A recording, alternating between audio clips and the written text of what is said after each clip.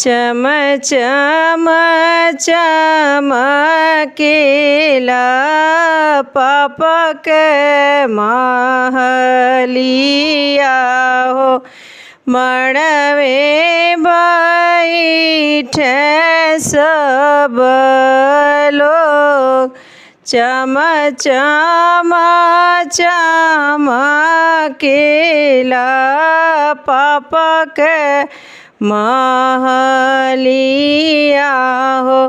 मड़वे बैठे सब लोग आधे मड़उआ बैठे भाई से भतीजवा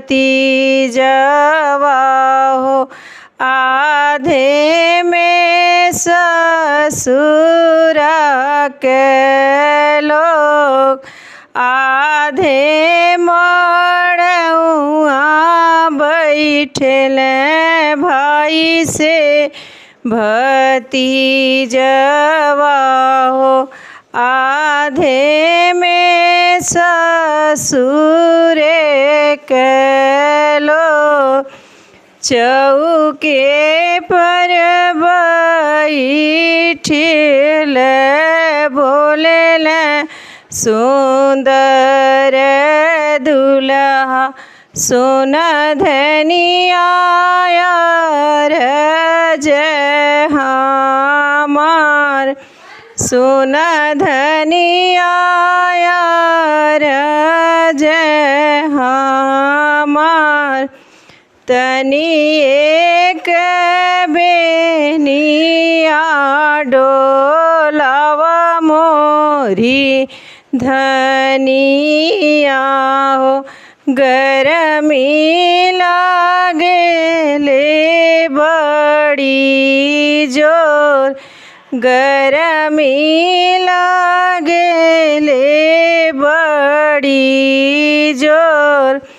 कैसे के बेनिया डोलाई मोरे स्वामी। मड़वे में नाई हर के लोग कैसे के बेनिया डोलाई मोरे स्वामी। मड़वे में नाई हर के लोग आधे मड़उआ बैठले भाई से भतीजवा हो। आधे में ससुरे के लोग आधे में ससुरे के लोग इतना बचनी जब सुनेल कवन दुल्हा उठेल बदन झहराय। उठेल बदन झहरा तोहरी ही धिया ससुर चौकवे पर छोड़ब हो। कैले दूसर बिया कैले दूसर बिया।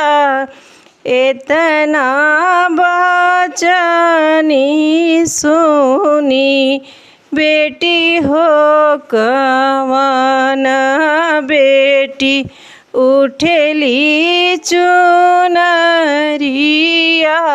संभाल। उठेली चुनरिया संभाल।